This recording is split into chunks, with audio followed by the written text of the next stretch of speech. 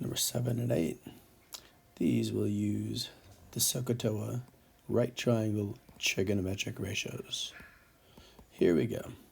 For H, we're going to use the 15-degree angle so that side H is the opposite side and 90 units long is the adjacent side.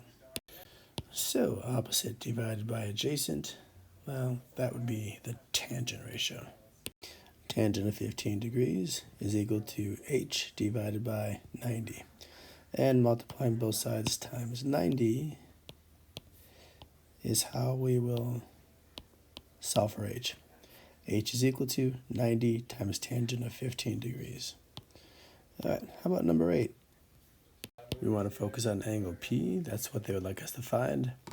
So we can use any two of these sides. I'm going to go ahead and use 55 and 73. But I could have used 55 and 48. I could have used 48 and 73. But I'm going to just pick one of these. I'm going to start with the beginning.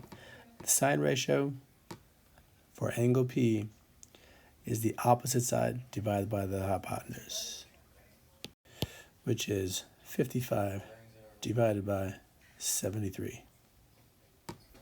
So sine of P degrees is equal to the opposite side length divided by the hypotenuse length. Now, what we want to know is what P is equal to.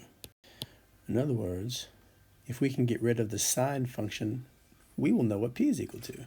So how do we get rid of sine? We do the inverse sine function, which looks like this. On both sides of the equation, we do the inverse sine. And then on the left, the inverse sine of the sine, well, inverse functions cancel each other out. So that leaves us with just P. And we'll need to enter this into our calculator.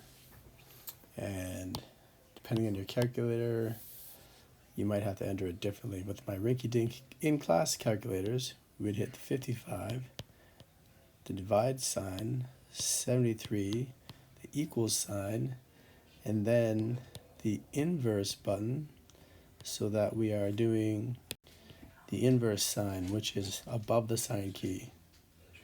And then we hit the equal sign, and we get P is approximately equal to about 48.9 degrees.